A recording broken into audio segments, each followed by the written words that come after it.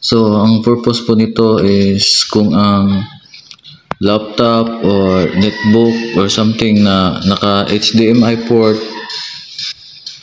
is i-output nyo po is patungo sa VGA. Kasi nga po, yung HDMI po is digital signal po yan, tapos yung VGA ay isa pong analog. So kailangan po natin ng tinatawag na converter. Tapos itong cable is isaksak po natin dito sa dito.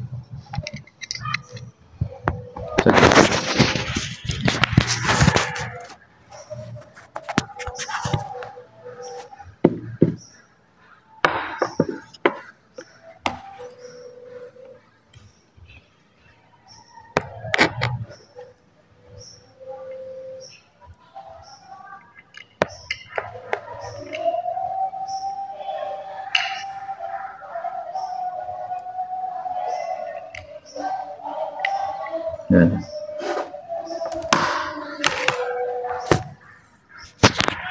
So nakasaksak na po siya.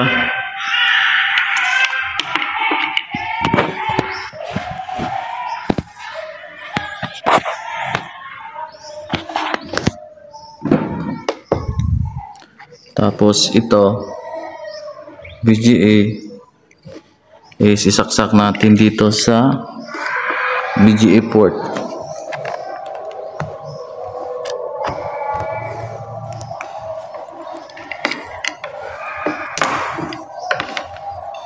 Tapos ito saksak po natin. So ito nakasaksak na po siya. Tapos ito kasi 1 ampere to, kailangan natin is saksak natin sa USB. Tapos insert natin.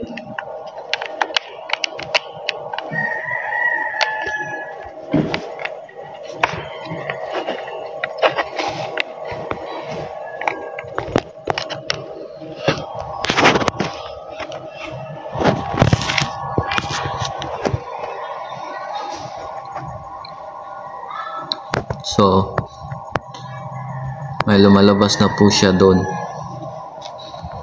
So maliit pa po siya. So ibig sabihin ito working po siya from HDMI to VGA. So active tayo. So